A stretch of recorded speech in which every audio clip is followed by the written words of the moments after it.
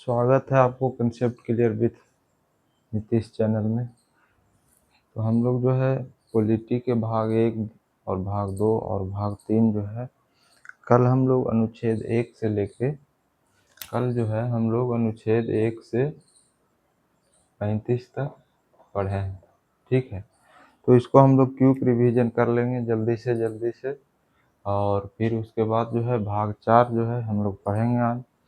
तो सबसे पहले जो है 5 मिनट में जो कल पढ़े थे हम लोग उसको क्विक रिवीजन कर लेते हैं। ठीक है, तो सबसे पहले भाग 1 पढ़े थे हम लोग। भाग 1 में पढ़े थे कि अनुच्छेद 1, 2, 3 और 4 क्या पढ़े थे? अनुच्छेद 1, 2, 3, 4। अनुच्छेद 1 में पढ़े थे कि भारत जो है राज्यों का संघ होगा, और 2 में पढ़े थे प्रवेश, 3 में पढ़े थे निर्माण, और 4 में अनुच्छेद 2 और 3 को एक साथ मिला के अनुच्छेद 4 में वर्णन किया गया है। भारत राज्यों का संघ यानी संगठनात्मक व्यवस्था जो है कहाँ से लिया गया है? कनाडा से लिया गया है। ठीक है, अब जो है नागरिकता, भाग 2 में क्या है? भाग 2 में हम लोग पढ़े थे नागरिकता। ठीक है, नागरिकता जो है अनुच्छेद 5, 6, 7, 8, 9, 10 और 11 ये पढ़े थे। तो 5 में क्या था कि जिस समय संविधान लागू हुआ उस समय नागरिकता कैसे दी जाएगी, उस समय नागरिकता कैसे प्रदान की जाएगी। 6 में था कि पाकिस्तान से जो भारत गए हैं उनको जो है किस तरह से नागरिकता मिलेगा, और 7 में है जो फिर भारत से पाकिस्तान गए और पुनः वहाँ अच्छा नहीं लगा तो फिर भारत में आए तो उसको नागरिकता कैसे मिलेगी। और यहाँ पर जो है कल हमने 18 जुलाई 1948 बोला था, तो यहाँ 19 जुलाई 1948 के नियम जो है लागू होते हैं। तो 8 में है कि उस समय, किस समय? भारत के स्वतंत्रता के समय जो भारत के नागरिक विदेश में रह रहे थे उसको किस तरह से नागरिकता मिलेगा, वो अनुच्छेद 8 में है। 9 में है आपको नागरिकता का त्याग। अगर आप किसी दूसरे देश की नागरिकता ले लेते हैं तो आपको भारत की नागरिकता स्वतः ही समाप्त कर दी जाएगी। 10 में है कि नागरिकता का बने रहना। आप जब तक कोई राजद्रोह या देशद्रोह की मामला ये सब में सम्मिलित नहीं होते हैं तब तक आपको 5, 6, 7, 8 के अनुसार जो आपको नागरिकता मिली है भारत की, वो आपको नागरिकता बना रहेगा, ऐसा अनुच्छेद 10 में कहा गया है। ठीक है, अनुच्छेद 11 में है कि आपको जो संसद है वो जरूरत पड़ने पर नागरिकता में संशोधन कर सकती है, और जो है 6 बार संशोधन हो चुका है, कल के क्लास में हम आप लोग को बताए थे। ठीक है, अब भाग 1, 2 कंप्लीट होगा। भाग 3 में हम लोग चलते हैं। भाग 3 में हम लोग पढ़े थे 12 से 35 तक का अनुच्छेद। ठीक है, 35 तक। इसमें 12 में है कि राज्यों की परिभाषा। 13 में है कि आपके उस समय जो है जो भी संविधान लागू हुआ था, उस संविधान लागू होने के बाद आपको 13 में उस अनुच्छेद के बारे में बताए थे कि अनुच्छेद 13 में जो है जो भी आपको मौलिक अधिकार मिला है उसको सीमित नहीं किया जाएगा। ठीक है, और 12, 13, 14 में है कि आपको विधि के समक्ष समानता का अधिकार जो है अनुच्छेद 14 में। अनुच्छेद 15 में है कि आप धर्म, जाति, लिंग के अनुसार आप भेदभाव नहीं कर सकते हैं। 16 में था कि लोक नियोजन के अवसर पर आप जाति, धर्म, लिंग भेदभाव नहीं कर सकते इसके अनुसार। ठीक है, 17 में था छुआछूत। आप छुआछूत जो है अनुच्छेद 17 के अनुसार छुआछूत जो है समाप्त कर दिया गया है। अनुच्छेद 18 में उपाधियों का अंत अनुच्छेद 18 के तहत आप जो है अपना मन से उपाधि नहीं ले सकते हैं। 19 में है कि वाक्य एवं अभिव्यक्ति की स्वतंत्रता। 20 में है कि आपको दो सिद्धि के लिए, मतलब ये अपराध के लिए दो सिद्धि संरक्षण, एक अपराध के लिए आपको एक ही सजा मिलेगी। 21 में है प्राण एवं दही की स्वतंत्रता। 21 के क में है शिक्षा के अधिकार। और 22 में है गिरफ्तारी के विरुद्ध संरक्षण प्राप्त। 22 अनुच्छेद 22 में है कि आपको गिरफ्तारी के विरुद्ध संरक्षण का अधिकार प्राप्त है। 23 में है कि आप मानव को व्यापार नहीं कर सकते हैं। बालाश्रम यानी जो 14 वर्ष तक के बच्चा है उसे आप काम नहीं करा सकते हैं। 24 में है कि 14 वर्ष तक के बच्चे को जोखिम भरे कल कारखानों में काम कराना कानूनन अपराध है। ठीक है, अब जो है हम लोग 25 में है कि धर्म की स्वतंत्रता के बारे में पढ़े कि धार्मिक स्वतंत्रता, आप किसी भी धर्म मान सकते हैं। 26 में है धार्मिक कार्यों का प्रबंधन। 27 में है आपको धर्म के लिए किसी भी प्रकार के टैक्स नहीं लिए जाएंगे। 28 में है कि सरकारी स्थान जैसे स्कूल कॉलेज में आपको धार्मिक शिक्षा नहीं दी जाएगी। 29 में है कि अल्पसंख्यक वर्गों के हितों का संरक्षण। 30 में है अल्पसंख्यक वर्गों के आरक्षण। आपको स्कूल कॉलेज में अल्पसंख्यक, जो भी अल्पसंख्यक वर्ग है उसे स्कूल कॉलेज में पढ़ने के लिए नामांकन में आरक्षण दिया जाएगा। ठीक है, 31 को तो खत्म कर दिया गया था। और 32 में जो है ये संवैधानिक उपचार कहते हैं और भीमराव अम्बेडकर के अनुसार संविधान की आत्मा कहते हैं। और इसमें जो है 5 तरह के रीट जारी किए गए थे। कौन कौन से? बंदी प्रत्यक्षीकरण, परमादेश, प्रतिषेध, उत्प्रेषण और अधिकार परीक्षा। 33 में जो है ये जो है सेना के लिए लागू है। ठीक है, 34 में है कि मार्शल लॉ लगाया जाता है तो आपको मौलिक अधिकार समाप्त किया जा सकता है, कुछ मौलिक अधिकार समाप्त किया जा सकता है। 35 में है कि जरूरत पड़ने पर संसद जो है इसमें मूल अवस्था को छोड़कर सुधार कर सकती है, जैसे कि 21 के क में जो शिक्षा के अधिकार जोड़े हैं। ठीक है, ये अनुच्छेद 35 के अनुसार ही जोड़ा गया है। अब जो है इसमें कुछ बातें कल रह गई थी, वीडियो लंबा हो गया था, तो इसमें देखिए कि कुछ जो अनुच्छेद हैं, भाग 3 के कुछ अनुच्छेद जैसे 15, 16, 19, 29 और 30, ये जो है केवल भारतीयों के लिए लागू है। किसके लिए? केवल भारतीयों के लिए। अनुच्छेद 15, 16, 19, 29 और 30, ये जो 5 अनुच्छेद हैं, ये केवल जो भारत के नागरिक हैं उनको ही इस अनुच्छेद का लाभ मिलेगा। और है अनुच्छेद 358 और 359। 358 और 359 में जो है यह बात कही गई कि अनुच्छेद 358 के अनुसार केवल 19 को मौलिक अधिकार में अनुच्छेद 19 को समाप्त किया जाएगा। और अनुच्छेद 359 के अनुसार 20 और 21 को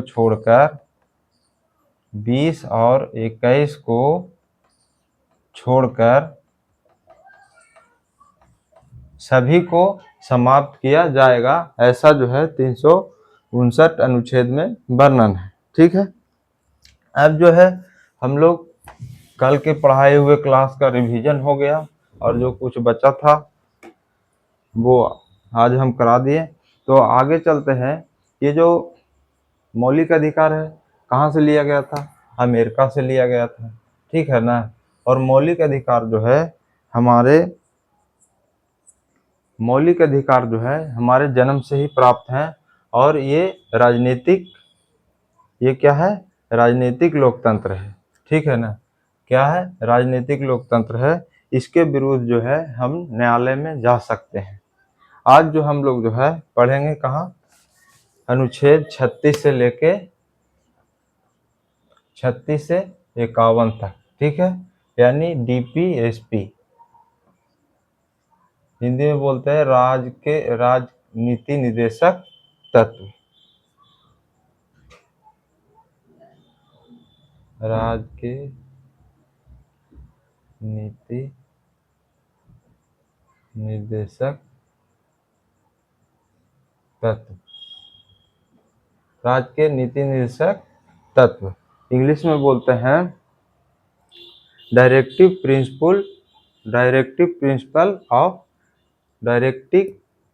प्रिंसिपल ऑफ स्टेट पॉलिसी, ठीक है। इसमें जो है मौलिक कर्तव्य जो है अनुच्छेद 36 से 51 तक वर्णित है, और ये जो है कहाँ से लिया गया है, आयरलैंड से। कहाँ से लिया गया है, मौलिक कर्तव्य आयरलैंड से लिया गया है। भाग कितने में है, तो भाग 4 में। कहाँ से लिया गया है, तो ये आयरलैंड से लिया गया है। ये जो है राज्य के नीति निर्देशक तत्व जो है कैसा है, परिवर्तनीय नहीं होते हैं, परिवर्तनीय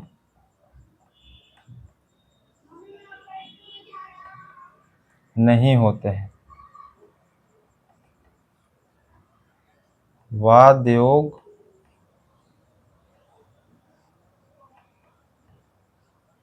नहीं होते हैं।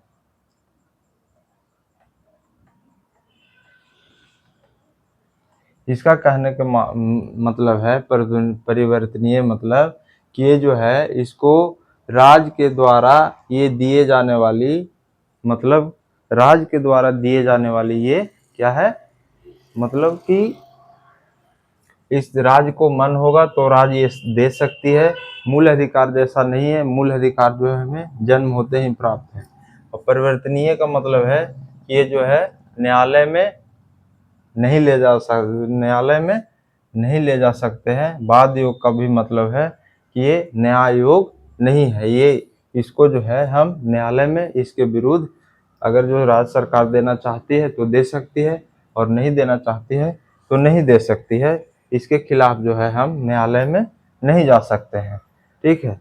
इसमें जो है ये बाध्यकारी नहीं होते हैं। जैसे मौलिक अधिकार जो है बाध्यकारी है कि वो हमें जन्म के साथ ही मिल जाता है, लेकिन ये बाध्यकारी नहीं है।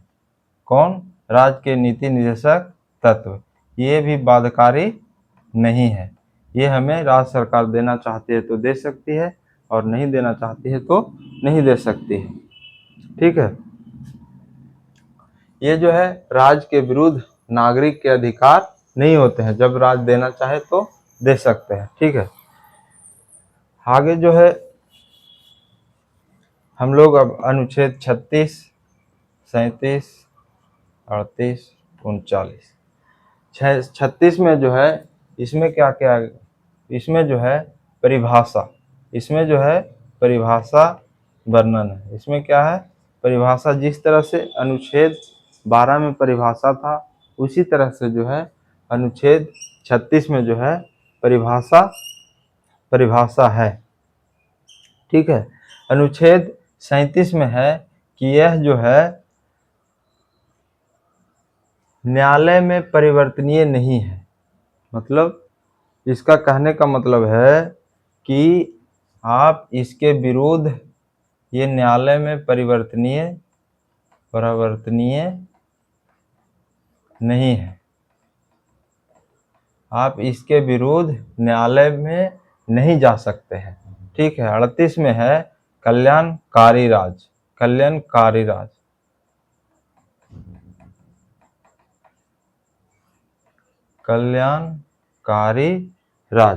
ठीक है, कल्याणकारी राज की स्थापना। अनुच्छेद 38 में है कि कल्याणकारी राज की स्थापना। इसमें है कि आपको जो है सामाजिक न्याय, आर्थिक न्याय, इस तरह के जो है सब तरह से आपको न्याय देने की बात किया जाता है, जिसमें है एक सुदृढ़ और अच्छे रूप से राज्य को चलाने के लिए इसमें जो है सामाजिक, आर्थिक और राजनीतिक न्याय की जरूरत होती है, इसके अनुसार जो प्राप्त है। 39 में है कि आपको सामाजिक आर्थिक विकास क्या है, सामाजिक आर्थिक विकास।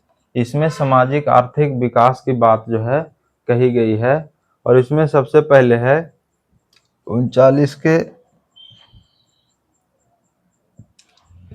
स्मॉल ए, small B, small C, small D, small ई। इसमें आपको आजीविका के पर्याप्त साधन, ए में क्या है कि आजीविका के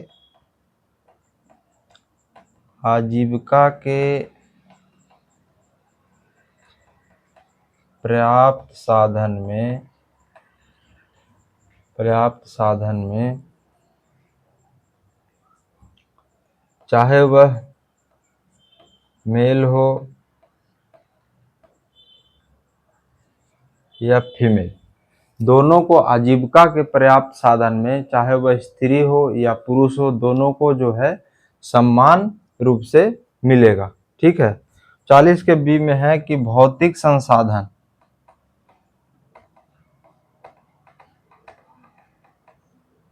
भौतिक संसाधन का समान वितरण, समान वितरण। जैसे कि आप मान लीजिए कि किसी के ये खेत है या किसी के निजी क्षेत्र में, मतलब निजी घर है, और उसमें अगर जो मान लीजिए कि पेट्रोल यानी पेट्रोलियम पदार्थ निकल गया, तो वो जो है उसका उस पर कब्जा जो है किसका हो जाएगा, सरकार का हो जाएगा। किसका हो जाएगा इस पर कब्जा, सरकार का हो जाएगा। और यहाँ से जो पेट्रोलियम पदार्थ निकलेंगे उसको जो है पूरे हर जगह जो है सबको समान रूप से दिया जाएगा, मतलब भारत सरकार के कब्जे में हो जाएगी, और इस पर किसी निजी व्यक्ति का हाथ नहीं रहेगा। ठीक है। अब ये सरकार के पास चली जाएगी, तो जैसे पेट्रोल डीजल मिलते हैं ऐसे वो पेट्रोलियम पदार्थ से पेट्रोल डीजल बनेंगे और मिलेंगे, मतलब भौतिक संसाधन का समान वितरण। ठीक है, अब समझ में आ गया होगा। सी में है आपको धन उत्पादन के साधनों पर केंद्रण न होना,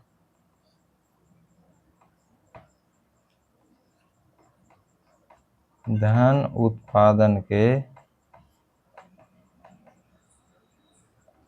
साधनों पर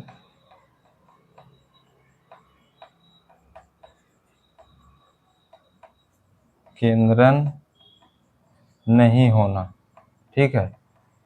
इसमें क्या है कि धन उत्पादन के साधनों पर केंद्रण नहीं होना, इसी के तहत जो है 14 बैंकों का राष्ट्रीयकरण किया गया, और 14 बैंकों का राष्ट्रीयकरण किया गया ताकि जो है ये बैंक जो है सरकारी रूप से रहे और किसी भी निजी संस्था के पास ये ना रहे।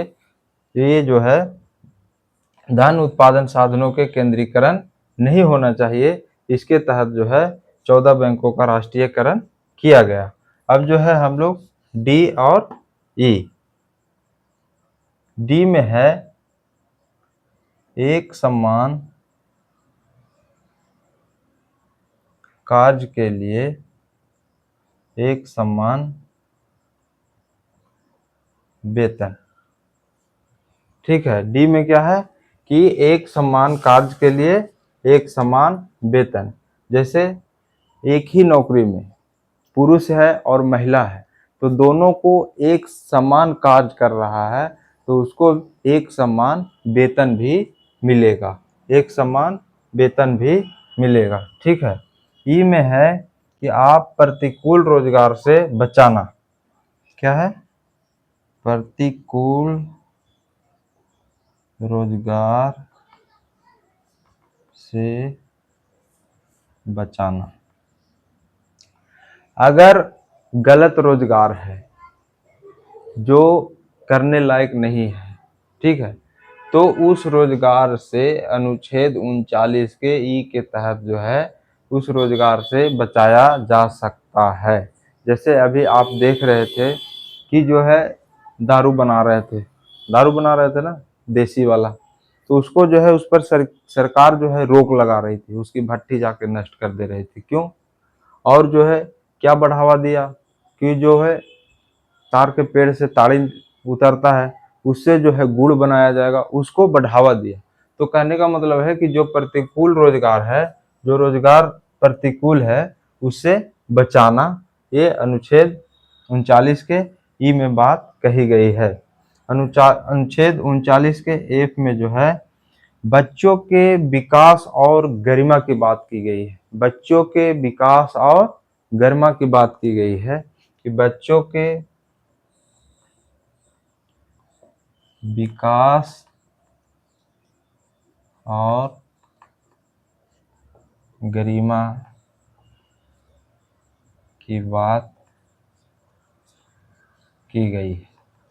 इसमें जो है बच्चों को किस तरह से विकास करना है, उसको गरिमा को बना के रखना है, जो है 39 को एफ में वर्णन है।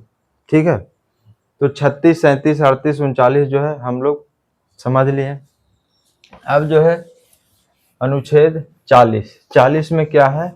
ग्राम पंचायत। 40 में क्या है? ग्राम पंचायत। ग्राम पंचायत इसी के तहत जो है अनुच्छेद 40 के तहत ग्राम पंचायत है।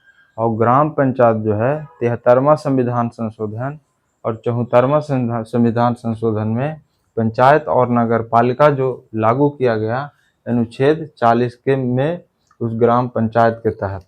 ठीक है, अनुच्छेद 41, 42, 43 समझिए। अनुच्छेद 41 में कहता है कि आप सरकार जो है काम, शिक्षा और लोक सहायता, सरकार का कर्तव्य है कि आपको काम देगा, शिक्षा और लोक सहायता प्रदान किया जाएगा। अनुच्छेद 41 के तहत राज्य सरकार का काम है कि आपको काम, शिक्षा और लोक सहायता प्रदान किया जाएगा। अनुच्छेद 42 में है कि काम करने की उचित दशा प्रस्तुति सहायता, मतलब कि आपको अगर जो काम मिल गया है, जैसे मान लीजिए कि आप कहीं क्लर्क में भर्ती हो गए, तो ऐसा तो नहीं है कि आपको कंप्यूटर, लैपटॉप सारा दे दिया जाएगा और बीच धूप में बैठा दिया जाएगा कि भैया आप काम करते रहो, तो ऐसा तो है नहीं। उसके लिए है कि पंखा, एसी जो भी जरूरत अनुसार हो उसको काम करने के अनुसार लगाया जाए, ताकि वो काम करने में जो है आसानी से अपने काम को कर सके। नहीं तो ऐसे पसीने पोंछते रहेगा धूप में। अब बोलेगा कि सर जो अब लेबर काम करता है तो भाई उसका काम ही है कि रोड पर काम करना, गिट्टी सीमेंट मिलाना, तो धूप का काम ही है, तो उसके बारे में नहीं है। कहने का मतलब है कि जो भी काम दिया जाता है, जैसे आपका नौकरी है, कुछ भी है, तो उसमें उचित दशा होना जरूरी है। ठीक है, प्रस्तुति सहायता, आप देखते हैं कि जैसे ही गर्भवती महिला को है, जो सरकार है पोषण स्तर के लिए उन्हें सरकारी अस्पताल में दवाइयाँ फ्री, और आंगनबाड़ी की तरफ से जो है उनके अनाज, दाल, खाने की जो भी सामान है वो सब फ्री प्रस्तुति सहायता के दौरान दिया जाता है। और बच्चे को जन्म होने पर भी उसको पैसा दिया जाता है। लड़की होता है तो ज़्यादा दिया जाता है, लड़का होता है तो कम। ये सब जो है अनुच्छेद 42 में है। अब 43 में है कि आप काम दे दिए, ठीक है, काम करने की दशा तय कर दिए, तो इसमें जो है मजदूरी, 43 में किसकी बात कही गई है? मजदूरी अनुच्छेद 43 के तहत एक उचित मजदूरी दिया जाएगा, वो जो है अनुच्छेद 43 में वर्णित किया गया है। 44 में है समान नागरिक संहिता। ठीक है, समान नागरिक संहिता, समान नागरिक संहिता। ठीक है, इसमें जो है अपने राज्य में जो भी धर्म के हैं, चाहे हिंदू हो या मुस्लिम हो, सभी के लिए एक समान नियम होंगे। जैसे अभी उत्तराखंड ने जो है अनुच्छेद 44 अपने राज्य में लागू कर दिया है, समान सिविल संहिता जो है, समान नागरिक संहिता जो है वो लागू कर दिया है। जैसे कि होता है कि अब वही हिंदू में एक विवाह होता है, मुस्लिम में 2 विवाह। अगर जो मुस्लिम में 2 विवाह कर लिया तो कोई कानूनन अपराध नहीं है, लेकिन हिंदू में 2 विवाह कर लिया तो कानूनन अपराध है। जैसे तलाक दे दिया, जो भी सिस्टम है, आप शादी कर रहे हैं, तलाक दे रहे हैं, तो सब जो है एक पोर्टल पर जो है उसको एक पोर्टल पर जो है पंजीकृत होना चाहिए और सबके लिए जो है एक समान कानून रहेगा। ये जो है उत्तराखंड ने अभी जो है लागू किया है पहली बार। ठीक है, अनुच्छेद 45 में कहा गया कि 0 से 6 बरस तक के बच्चों को 6 बरस तक के बच्चों को शिक्षा प्रदान करना। ठीक है, 45 में है कि 6 बरस तक के बच्चों को शिक्षा प्रदान करना। इसके तहत जो है आंगनबाड़ी देखे होंगे कि जो है छोटे छोटे बच्चों को आंगनबाड़ी में इसके तहत शिक्षा प्रदान किया जाता है। और राज्य सरकार जो है अपने तरफ से उनको कई तरह के जो है खाना और जो भी है उसके बैग, कॉपी, किताब सब कुछ देते हैं ताकि वो शिक्षा प्राप्त कर सके। ये राज्य सरकार अनुच्छेद 45 के तहत जो है उनको प्रोवाइड करवाते हैं। ठीक है,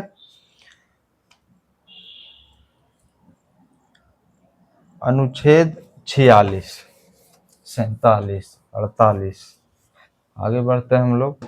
अनुच्छेद 46, 47, 48। ठीक है, अनुच्छेद 46 में कहा गया है कि SC, ST या अन्य कमजोर वर्ग,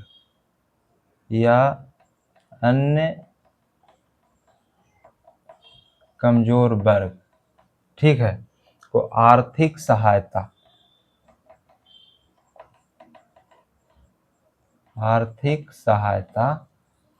राज्य सरकार दे सकती है। इसमें जो है SC मतलब शेड्यूल कास्ट और शेड्यूल ट्राइब, अनुसूचित जनजाति और अनुसूचित जाति या अन्य कमजोर वर्ग है जिनको जो है आर्थिक सहायता दी जाए। जैसे कि जो हम लोग फार्म भरते हैं, कोई भी फार्म भरते हैं ना, कोई भी फार्म भरते हैं तो उसमें आता है ना कि जनरल वालों की 400 फी लगेगी, तो उसमें है कि SC और ST कैटेगरी वालों की 200 फीस लगेगी। तो इस तरह से जो है राज्य सरकार उनको आर्थिक सहायता प्रदान कर सकता है। 47 में जो है पोषण स्तर यानी मध निषेध, ठीक है, पोषण स्तर मध निषेध, ये जो है अनुच्छेद 47 में आता है। और क्या है, स्वास्थ्य सुधार, आपको स्वास्थ्य के लिए सुधार, ये जो है अनुच्छेद 47 में आता है। इसमें क्या है कि जैसे मध निषेध में है कि सरकार चाहेगी तो जो भी है अपने राज्य में दारू जो है बंद कर सकती है। क्या है, दारू बंद कर सकती है। जैसे बिहार सरकार, गुजरात सरकार, नागालैंड के सरकार, मिजोरम के सरकार जो है बंद करके रखा है। ये अनुच्छेद 47 के तहत वो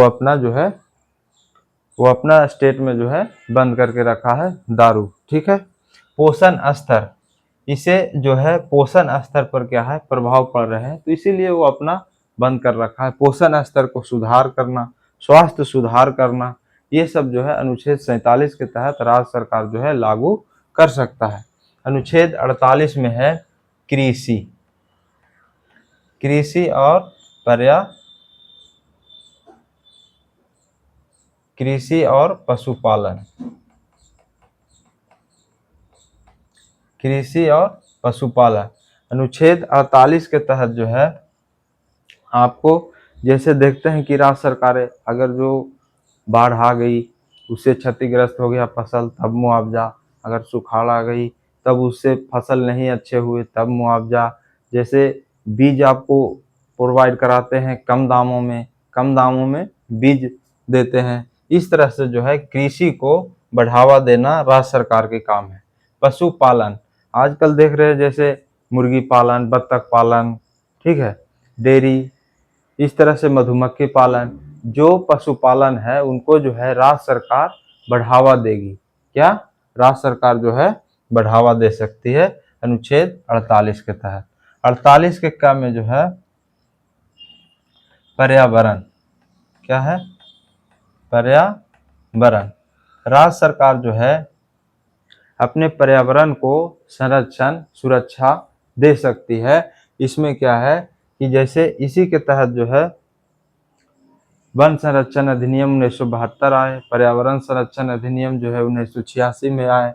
तो राज्य सरकार अपने जो भी है पर्यावरण को बचाने की कोशिश करेगा, और जो भी है उनके तहत इनके वन्य जीव की सुरक्षा, इसमें जो वन्य जीव हैं उनकी सुरक्षा प्रदान करना, ये सब राज्य सरकार अनुच्छेद 48 के क के तहत कर सकता है।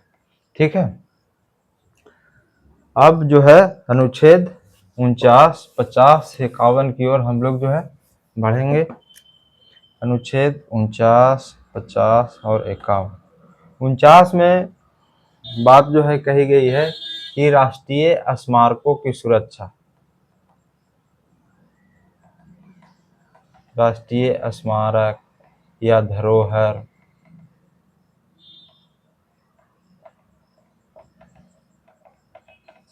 की सुरक्षा।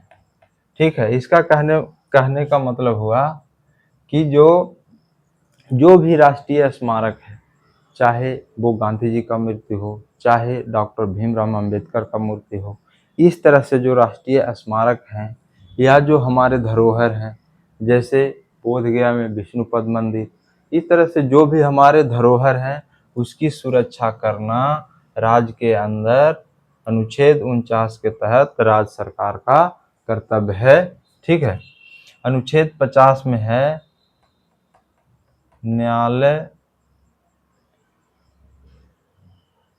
न्यायपालिका और विधायिका का पृथक्करण।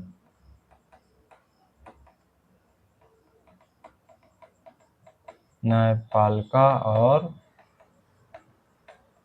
विधायिका का पृथक्करण। इसमें है कि जो भी न्यायालय है या कार्यपालिका है, तो कार्यपालिका जो है ये न्यायपालिका के काम में दबाव ना डाले, हस्तक्षेप ना करे, वो अनुच्छेद 50 में वर्णित है कि न्यायालय को जो है अपने काम जो है स्वतंत्र रूप से करने दे, उसमें कार्यपालिका का कोई हस्तक्षेप ना करे। यानी कार्यपालिका और न्यायपालिका का काम जो है अलग अलग है, वो अपना काम करे, विधायिका अपना काम करे और न्यायपालिका जो है अपना काम करे, इसमें एक दूसरे के हस्तक्षेप ना करे। ये जो है अनुच्छेद 50 में वर्णित है। अनुच्छेद 51 में है शांति बनाए रखे। किससे शांति बनाए रखे?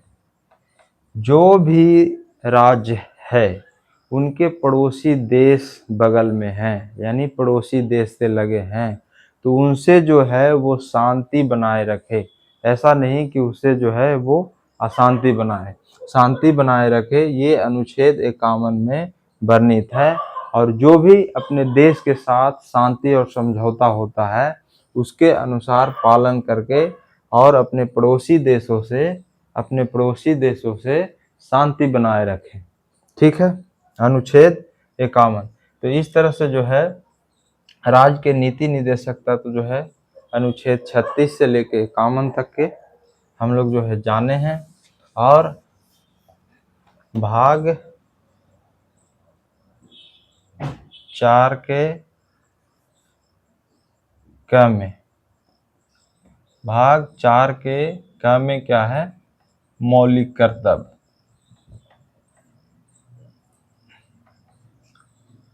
मौलिक कर्तव्य क्या है?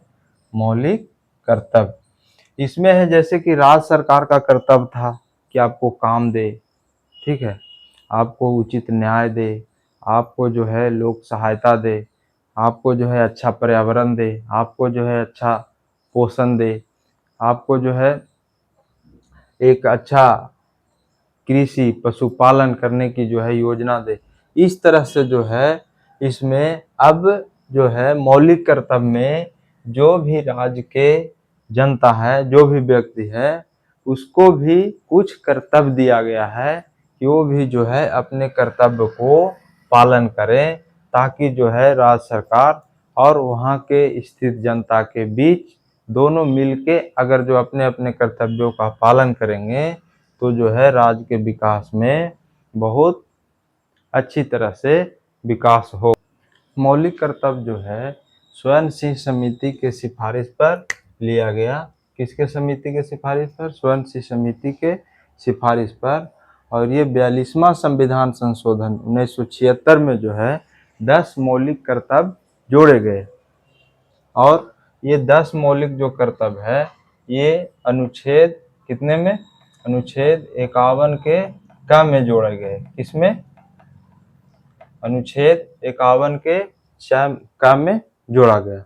और ये भाग 4 के क में जोड़ा गया। और मौलिक कर्तव्य का कहाँ से लिया गया? तो ये रूस से लिया गया। कहाँ से लिया गया? रूस से लिया गया। इस प्रकार जो है 42वां संविधान संशोधन में 10 मौलिक कर्तव्य थे और ये अनुच्छेद 51 के क में जोड़ा गया और भाग 4 के क में जोड़ा गया। मौलिक कर्तव्य कहाँ से लिया गया? तो ये रूस से लिया गया। ठीक है, अब जो है बात रही कि जो 11वां मौलिक कर्तव्य है, 11वां मौलिक कर्तव्य जो ये 2002 में 86वां संविधान संशोधन के तहत 86वां संविधान संशोधन के तहत जो है ये मौलिक कर्तव्य 11वां जोड़ा गया। कौन सा? 11वां जोड़ा गया। और इसमें ये कही गई कि 6 से 14 वर्ष के बच्चों को आप शिक्षा का अवसर दें। और इसमें जो है 86वां संविधान संशोधन में 86वां संविधान संशोधन जो 2002 में हुए, इसमें जो है एक तो मौलिक कर्तव्य में 11वां जोड़ा गया और 21 के अनुच्छेद 21 के क जोड़ा गया और अनुच्छेद 45 में जो है इसमें शिक्षा की बात कही गई। तो इस तरह से जो है 86वां संविधान संशोधन 2002 में हुआ, उसमें जो है तीन जगह जो है इसके जोड़े गए, अनुच्छेद 21 में, 45 में और जो है मौलिक कर्तव्य के जो 10 से 11 किया गया। तो 11वां जो है 86वां संविधान संशोधन 2002 में जोड़ा गया। और जो है मौलिक कर्तव्य जो 10 थे वो कौन कौन से हैं, तो एक नज़र हम देख लेते हैं शॉर्ट में। तो ये जो है राष्ट्र ध्वज और राष्ट्रगान की आदर करें। सबसे पहले जो है कि जो राष्ट्र ध्वज है, राष्ट्रगान है, जो भी हम लोग को राष्ट्रीय राष्ट्र ध्वज, राष्ट्रीय गान, ये सब को जो है हम लोग को आदर करना है। और उच्च दो में है कि उच्च आदर्शों के हृदय में संजोए रखना है। जो हमें महान व्यक्तियों द्वारा उच्च आदर्शों को वाक्य से कहे गए, सुशोभित किए गए, उसको जो है हृदय में संजोए रखना है। भारत 3 में है भारत की संप्रभुता, एकता और अखंडता को बनाए रखें। और चौथा में है कि देश की रक्षा करें। 5वां में है भाईचारे की बात है कि इसमें जो है किसी भी धर्म जाति के आधार पर भेदभाव न करें, सभी जो है अपने देश में भाईचारे बनाकर रहें। ठीक है। और छठा में है सांस्कृतिक परंपरा को बनाए रखें। जैसे किसी भी विशेष जगह में या किसी विशेष क्षेत्र में जो सांस्कृतिक परंपरा चलते आ रही है उस परंपरा को जो है बनाए रखें, ऐसा मौलिक कर्तव्य को 6 में कहा गया। 7 में है पर्यावरण। 7 में है जो है क्या है, पर्यावरण। पर्यावरण के अंतर्गत वन, वन जीव जो भी आते हैं, ये अपने नागरिकों को मौलिक कर्तव्य बनता है कि उसको जो है सुरक्षा दें, रक्षा करें। जैसे नदी हो गया, वन जीव हो गया, झील, ये सब जो है उसकी सुरक्षा दें। इसमें 7वां में। 8वां में है मानववाद और ज्ञान अर्जन को बढ़ाएं। जैसे कि आप ये जो है मानववाद को बढ़ाएं और ज्ञान अर्जन, जैसे आप ज्ञान को आगे की ओर बढ़ाते रहें, जिससे नई नई स्किल, नई नई चीज़ों की सीखें, ताकि जो है हमारे देश आगे बढ़े। ठीक है। 9 में है सार्वजनिक संपत्ति को सुरक्षित रखें। जो भी हमारे सार्वजनिक संपत्ति है उसको कर्तव्य बनता है कि कर्तव्य 9 के अनुसार जो है उसको सुरक्षित रखना है। जैसे रेल हो गया, सरकारी स्कूल हो गया, कॉलेज हो गया, या सरकारी जो भी चीज़ है उसको हम लोग को कर्तव्य बनता है कि उसको सुरक्षित रखना है। 10वां में बात कही गई है कि खुद बढ़े और दूसरों को बढ़ाए। ऐसा लिखा हुआ नहीं है, लेकिन उसमें मेन रूप जो है उसका जो अर्थ होता है कि खुद बढ़े और दूसरों को बढ़ाए। इसमें है कि व्यक्तिगत और सामूहिक गतिविधियों के सभी क्षेत्र में, व्यक्तिगत और चाहे व्यक्तिगत हो या सामूहिक हो, सभी क्षेत्र में जो है आगे बढ़े, मतलब खुद बढ़े और दूसरों को बढ़ाए, ऐसा जो है उसका अर्थ है। ठीक है। मौलिक कर्तव्य 11 जो है, अनुच्छेद जो है 51 के क में ये कब जोड़ा गया? ये जो है 42वां संविधान संशोधन, ये जो है 2002 में 86वां संविधान संशोधन में ये 11 जोड़ा गया, और इसमें कही गई कि 6 से 14 वर्ष के बच्चों को जो है शिक्षा का अवसर दे, यानी पढ़ने लिखने का उसको मौका दे। ठीक है। इस तरह से जो है मौलिक कर्तव्य को, मतलब नागरिक के प्रति जो कर्तव्य है वो इस 11 भाग में बांट के और उनको समझाया गया कि आप जैसे जिस तरह से राज्य सरकार का भी कर्तव्य बनता है कि आपको वो हर चीज़ से मतलब सुरक्षित और अच्छा रखे, उसी तरह से आपको भी ये कर्तव्य है, नागरिक को भी कर्तव्य है कि जो इस 11 कर्तव्य दिए गए हैं इसको पालन करें और देश को आगे के बढ़ाने में मदद करें। ठीक है। तो आज जो है हम लोग मौलिक कर्तव्य और राज्य के नीति निर्देशक तत्व जो है पढ़े हैं, और पिछले क्लास की जो रिवीजन किए हैं। आप लोग जो है वीडियो देखिए और लाइक करिए, कमेंट जरूर करिए, अपने दोस्तों के साथ शेयर करिए, और आपको कैसा लगा ये कमेंट करना एकदम ज़रूरी है। ठीक है ना, ताकि आपके कमेंट के माध्यम से ही जो है आगे वीडियो में क्या बताना है, कैसे बताना है, वो हम समझ पाएंगे। ठीक है। Thank you.